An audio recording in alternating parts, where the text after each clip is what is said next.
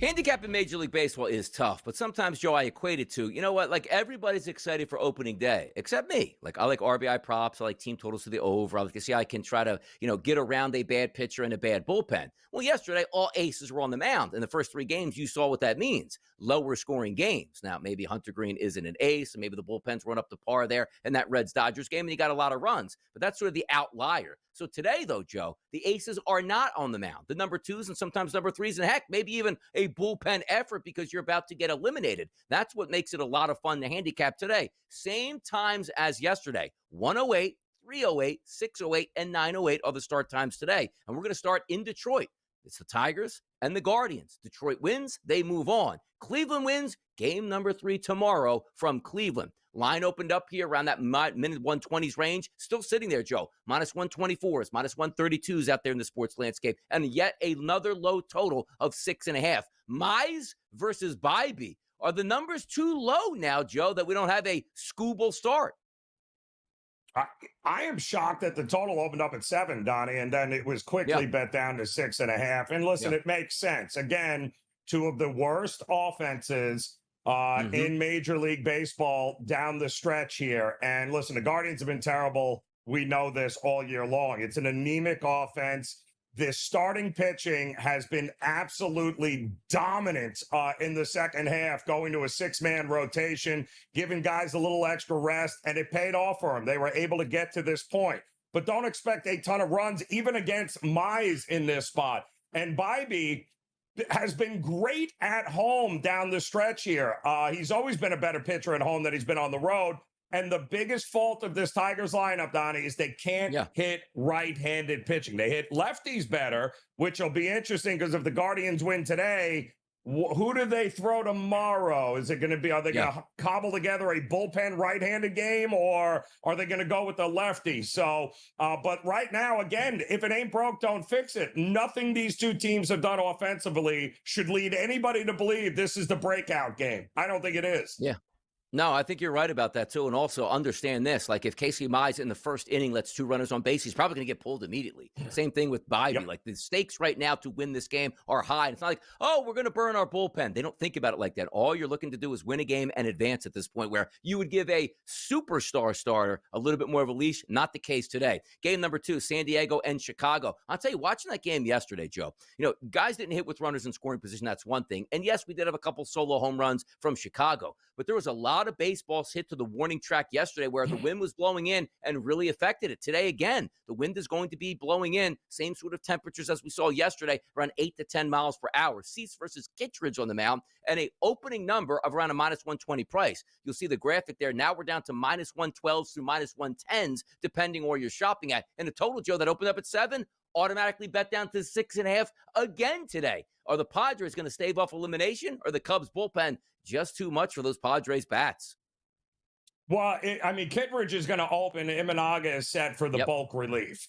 So everyone needs to understand that the lefty will be coming in and trying to shut him down. And he's had a problem with the home run ball this season here. He's not nearly as good as he was a year ago. But I am fascinated with the Dylan Cease move here, Donnie. And I think because there were question marks heading into this postseason, like, was he even going to make the roster? Were they going to utilize him? Because he's been horrific this year, especially on the road here. But I think what they're thinking is the Padres, there is no tomorrow, right, Donnie? So that bullpen, they'll come in a heartbeat. Second inning, third inning, they will unload that bullpen to win this game at all costs. So if they can get, I think anything they can get from Dylan Cease past the third inning, I think is gravy for them at that point. And I think that's how they're approaching it, but feels like another low-scoring game here. Yeah, it's one of those shows, which I think you're talking about too. It's high leverage situations where it's like, if we get the Cease that we think we can get, this lightning in a bottle, he's the guy that can go 5 innings pitch, show 12 strikeouts and really carry you. But you're right about this. When you're down in the series, if Cease is in trouble early, man, we were hoping to get at least 3 out of Cease. We only got 2 innings out of Cease. They'll go right to that bullpen and just try to match batter for batter the rest of the game and say, oh no, we're going to blow our bullpen up. What? You're going to save your bullpen? You lose the game, you go home for the actual off season? You're not doing that here. All hands hands on deck in losing situations, and that qualifies for the Padres today. Boston and New York, Bayo versus Rodon. Heavy favorite for the New York Yankees at a minus 172 price is high. It's minus 185 at BetMGM. A total listed at 7.5. Do we get runs today here, particularly from the New York Yankees? Yeah, well, I mean, listen, advantage Yankees. Rodon versus Bayo, absolutely advantage Yankees here. I mean, Rodon has been absolutely the ace in many aspects here. He's been one of the most consistent pitchers that we have seen here. He just beat Boston last month in pretty dominant fashion here. It's one game. The Yankees have been there and done that before. Bayo's not like Crochet. He's not a guy that's going to overpower this lineup. He's a pitch to contact guy, which could be very scary in this spot here against the Yankees. So, yeah, I think it's advantage Rodon. But again, I would not betting the Yankees. I had him in the first 5 last night, Donnie. You know why? Because I didn't trust the bullpen. I got the Yankees in the first 5 again today, Donnie. You know why? Because I don't trust the bullpen here. But the Yankees should get the Bayo before the Red Sox get the Rodon. Somebody's got to step up and hit a long ball, Joe. Look at that short porch in right field, man. Somebody go after that today. Talking about you, Aaron Judge and Giancarlo Stanton here. Final game of the night, once again, 9:08 start on the West Coast. It's Cincinnati and Los Angeles. Littell's going up against Yamamoto, and a monster favorite here for the Dodgers. Minus 255s in a playoff game, and a total listed at 8. What that tells me is Yamamoto probably will dominate the Reds, and the Dodgers will score just enough runs to win this baseball game, and then they'll head into Philadelphia. It's almost a shame. Like, if the Reds get swept, we probably had a little bit more fun laughing at least at the Mets, or maybe the Mets could have pulled off a surprise against the Dodgers, but it is what it is. Dodgers looking to close them out today, Joe. Well, they better, and they better play from in front, because that bullpen, Donnie, is, listen, it's not going to be a problem against the Reds, but as the Dodgers move on, it's going to be a problem, I'm telling you, and I think it's a good opportunity because we know they're always going to be shaded favorites. There's always overvaluing the Dodgers is what it's all about. There's more money in fading the Dodgers in spots than there is trying to back them here. They'll be fine against the Reds. It's everyone else I'm worried about. Your hump day is better off. Why? Because Donnie Rightside and Joe Ranieri are on the air here for the early line, right here on the SportsGrid Network. Keystone bringing that passion here for the Ryder Cup. Who talks about golf? We do. I love the Ryder Cup. And in 2 years, maybe overseas, Team USA will finally get it together and play like a team. They just didn't do that this time.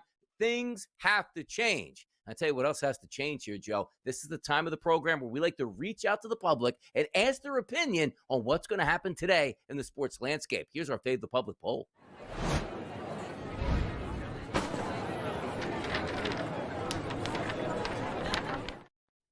Get involved, people. If you're not following at SportsGrid on X, you're doing it wrong. Head over there, hit the follow button, answer our questions that we ask each and every morning for the early line. And the simple question that was asked today, which matchup in this year's Wildcard will reach 3 games, which means teams that are down 0-1 will win today and force a game number 3. Tigers, Guardians, Padres, Cubs, Red Sox, Yankees, Reds, and the Dodgers. No surprise to me, Joe, or probably to you. Nobody's voting on the Reds and the Dodgers because that's like a minus 250 price point here on the Dodgers to win today. But up in the air, Red Sox, Yankees, Padres, Cubs, Tigers, and Guardians. I voted Tigers and Guardians, but most people voting with the Red Sox and the Yankees, Joe. How about that?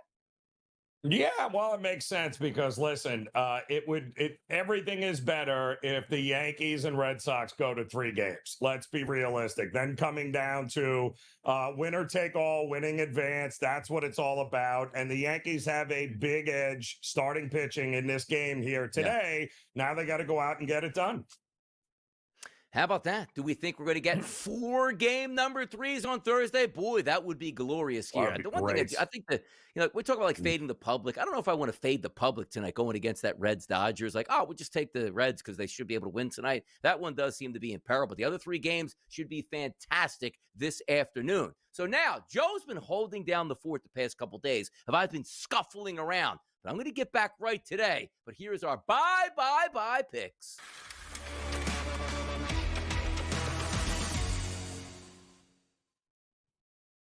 Lead the way, Joe. Keep it simple. What do we got? All right, well, we're going to go to that first game here, Donnie, again.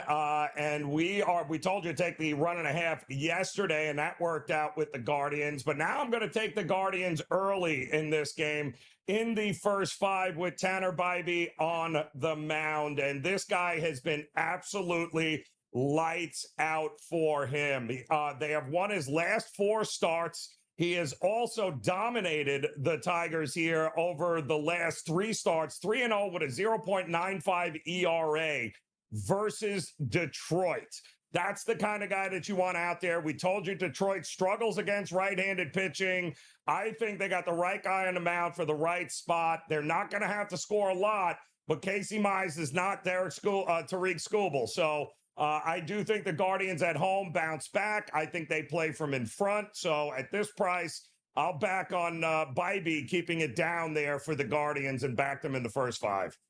Come on, let's get 3 games in that series. Let's get to a pivotal game number 3 tomorrow afternoon. For me, Joe, I'm going to just keep it simple today. I like the Padres. I thought I had a good pitching performance in Pivetta. I did up to the 5th inning. Nobody's going to win by scoring 1 run. Just not going to happen here at this point. So for me, the Los Angeles Dodgers going up against Zach Littell. And you might say it's all hands on deck for the Reds. And, they could match up their bullpen. Bring in the bullpen on the Reds. We should be able to get more runs there. So for me, instead of saying, money line, minus 250 on the Dodgers, they're going to win today and they're going to hit. Team total over for the Dodgers at 4.5 and a minus 115 price. Littell has struggled with left-handed batters over the past 30 days. He's going to get Ohtani, Freeman, Muncy, Edman, and Roosevelt, at least from the left-hand side today in the projected lineup. The bats will do damage on a 74-degree night in Los Angeles with a light wind blowing out. Give me the Dodgers to plate 5 runs, Joe, and for me to get back into the win column. How we feeling? Listen, no doubt there. Kind of an interesting spot here for the Reds. How do we not have Abbott available here is beyond me. But, Zach Lytle it is there. Good luck. The bottom line is you're going to have to play from in front. And if I'm the Reds, and if I can't do that, Donnie, it's probably lights out here. Answer me this question. This afternoon, or should I say early evening, the New York Yankees lose to the Boston Red Sox. Do we make it till tomorrow's show to find out if Boone is gone or not, Joe? How about that? No, because it's going to happen in game 3, Donnie, when ultimately Boone is going to make some sort of stupid decision and rotation, and that'll cost them a game, and that will be the end of Mr. Boone. No, strikeout from the Yankees just happened here at that point as you hear that whistle. That'll do it for the show. For Joe Ranieri and Donnie Rightside, best part about this, we'll be back bright and early tomorrow morning for more early line action.